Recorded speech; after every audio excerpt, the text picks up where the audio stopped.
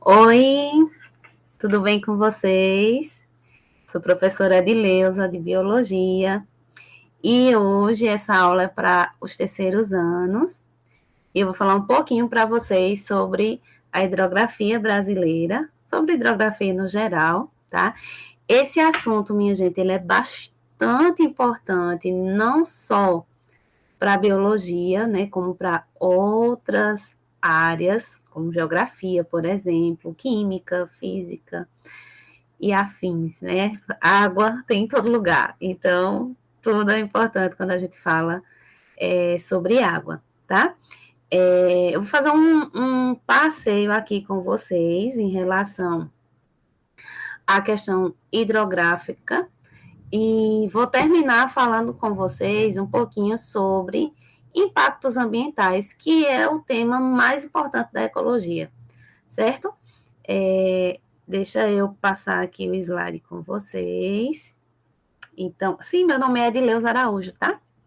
Esqueci, mas eu acho que todo mundo me conhece, por isso. Então, gente, a hidrografia, ela é bastante estudada pela geografia em si, tá? Mas é ela que estuda as águas do planeta Terra, né?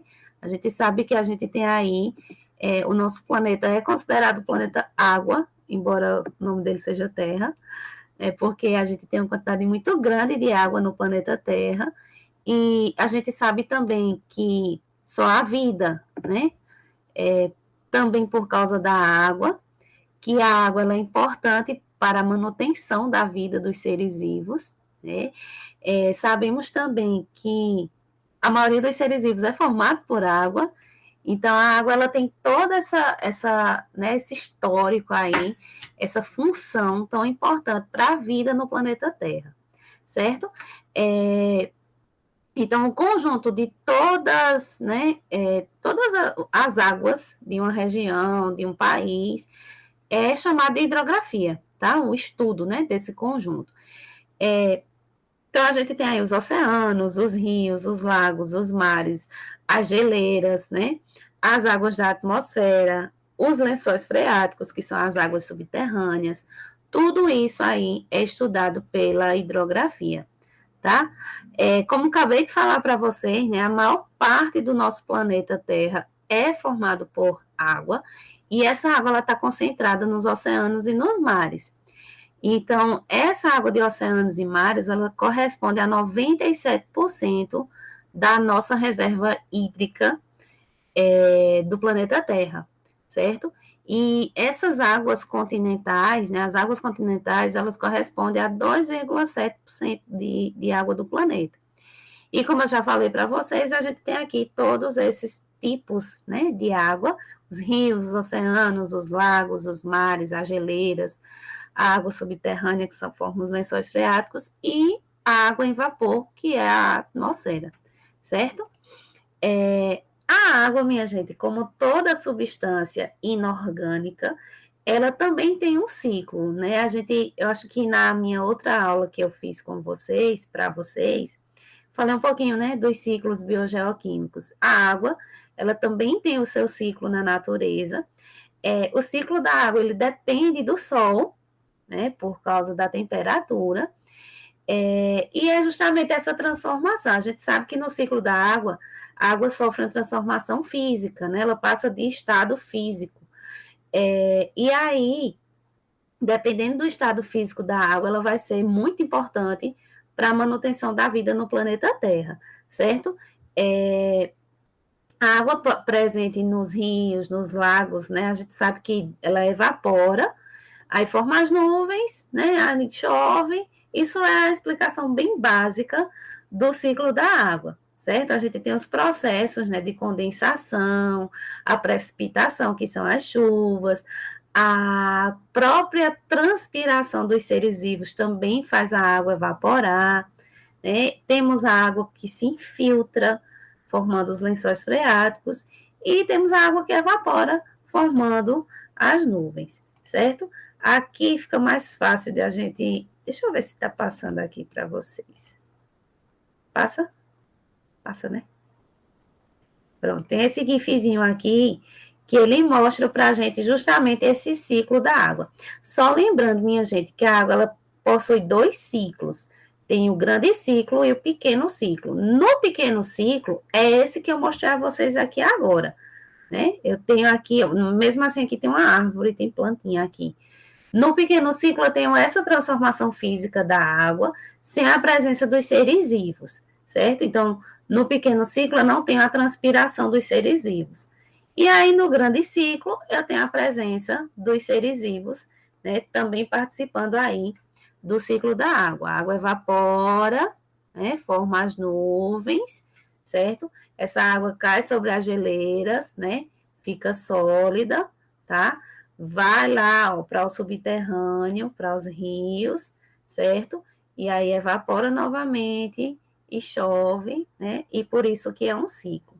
Se esse ciclo acontecesse com a água contaminada e ela voltasse limpa, era muito bom, né? Mas a gente sabe que a água ela é um recurso natural, né? Que não tem fim, por enquanto, mas a água poluída, ela sofre e faz a natureza sofrer bastante, certo? Aí, ó, a gente tem aqui esse processo que eu acabei de falar para vocês, né? O calor do sol aquece a água dos rios, dos lagos, dos mares, do oceano, faz com que a evaporação aconteça e aí a água passa do estado líquido para o estado de vapor, né? E aí, esse processo, né, a gente chama de evaporação, de vaporização, tá? Quando a temperatura diminui, aí aquilo que é vapor faz com que as moléculas da água se condensem, né? E aí passa pelo processo de condensação, tá? Quando as nuvens estão bem condensadas, aí, né, essa água, ela volta a ser líquida e cai, né, sobre forma de precipitação, ela precipita, essas gotículas, né, elas ficam pesadas e aí elas caem no solo e aí, em forma de chuva, tá, como a gente sabe, em algumas regiões muito frias, a água condensada, ela passa do estado gasoso para o estado líquido muito rápido e para o estado sólido também muito rápido, né? E aí é quando forma a neve ou granizo, que não é muito comum para a gente aqui no Nordeste, né? Quando a gente vê caindo granizo, principalmente, fica todo mundo, né, maravilhado. Mas eu acredito que quem mora em lugar onde tem neve também tem muito transtorno, né? Do mesmo jeito que a gente tem aqui com a seca, quem vive na neve também às vezes sofre. Aí, minha gente, essa água ela infiltra, né? Quando esse vapor condensado cai sobre a superfície terrestre, ele infiltra no solo, tá? E isso aí vai lá para os lençóis subterrâneos, né? Para a água subterrânea ou os lençóis freáticos. A questão da transpiração, né, ela é absorvida, aquela, né, água que ficou lá no solo é absorvida pelas plantas, as plantas fazem a transpiração, devolvem essa água para a atmosfera. Os animais também, né, devolvem parte da água para a atmosfera, só lembrando para vocês que a água ela participa, ela é a substância mais importante no nosso metabolismo, né? Ela é considerada um solvente universal justamente porque ela dissolve a maioria das substâncias e a maioria das reações químicas acontece na presença da água. Então, a água funciona como um regulador térmico, a água ela hidrata, né? Ela transporta substâncias, os sais minerais, a água dissolve substâncias, então é por isso que ela tem uma importância tão grande para a manutenção da vida no geral, certo?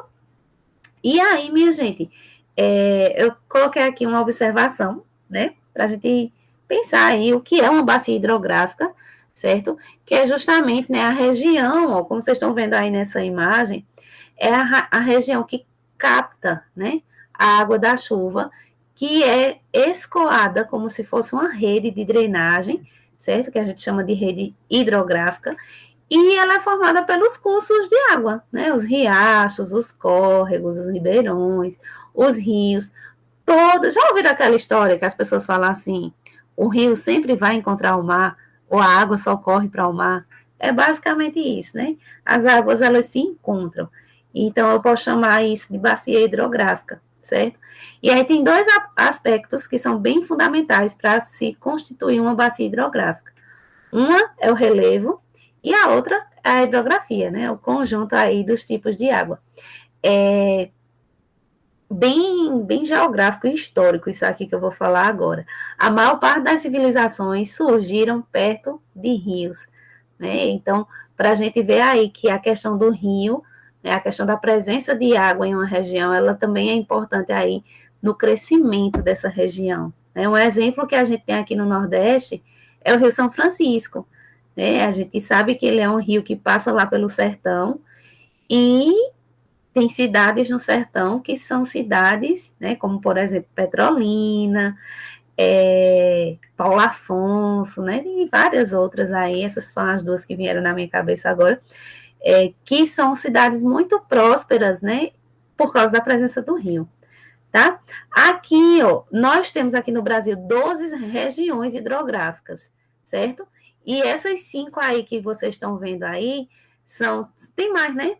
Mas essas 5 principais aí são as 5 principais regiões hidrográficas do Brasil, certo?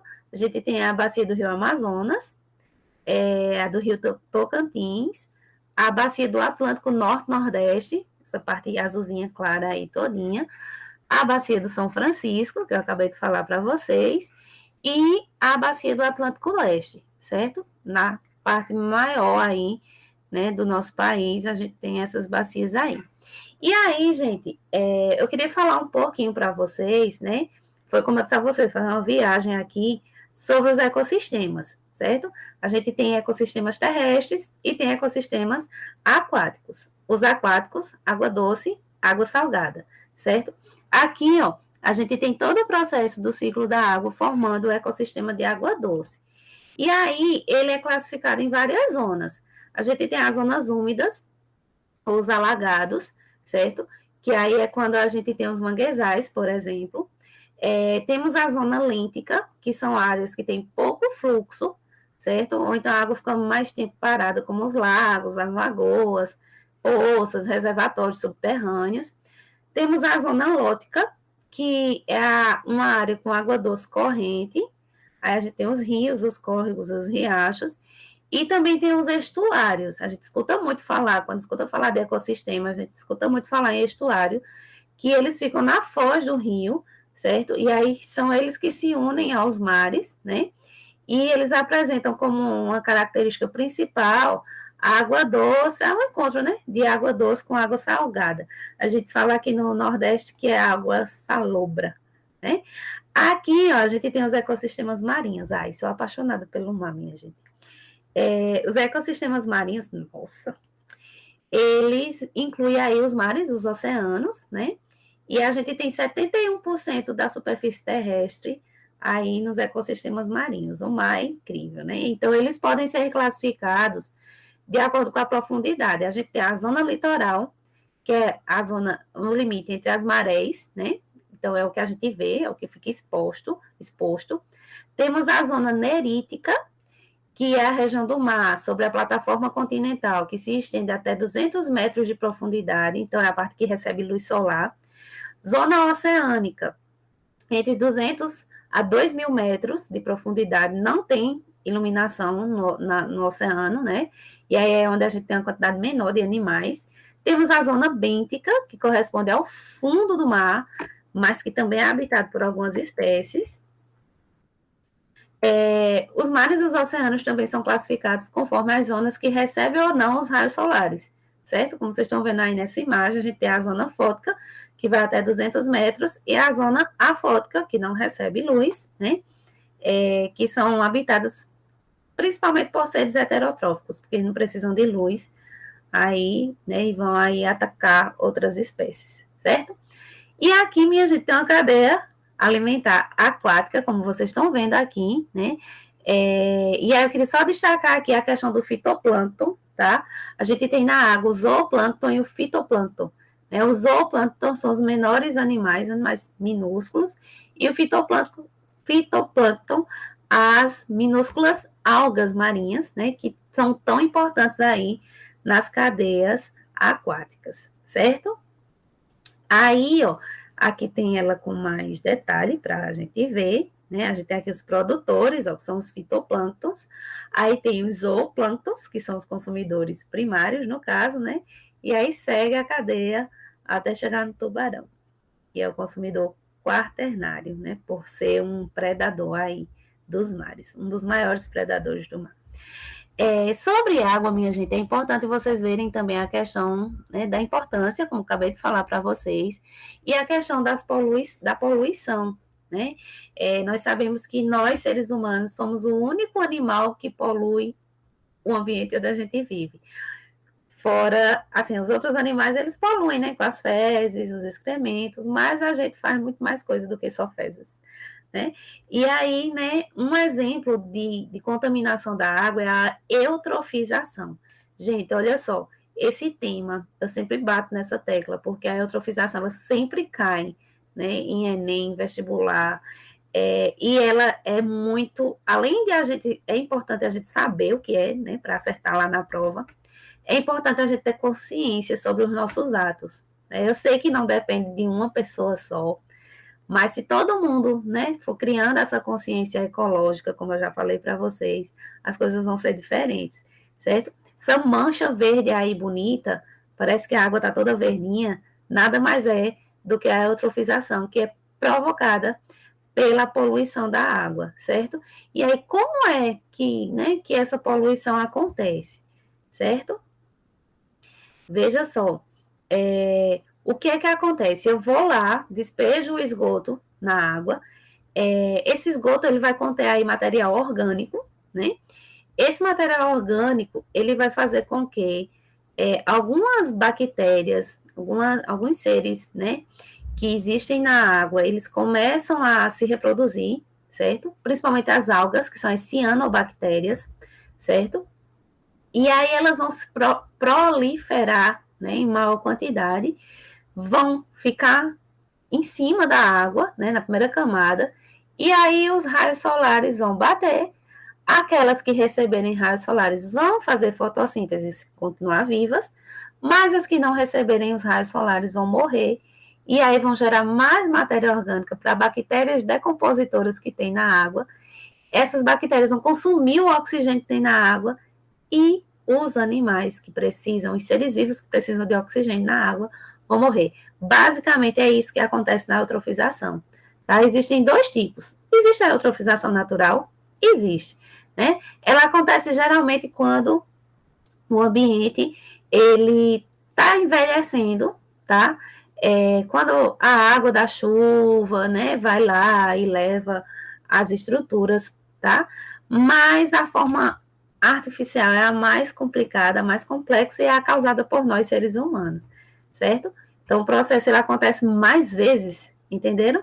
Então, aqui, ó, tem o processo que eu acabei de falar para vocês, as plantas inferiores, fitoplâncton, as algas, né, com raízes, o perifíton, e as plantas superiores, as macrófitas. Esse processo aí vai fazendo com que esses tipos de algas aqui, eles começam a crescer de forma anormal, né? E aí, ó, a principal substância que é eliminada por essas cianobactérias são os fosfatos e os nitratos que vêm lá dos alimentos, né, da matéria orgânica, e aí faz com que essas algas proliferem.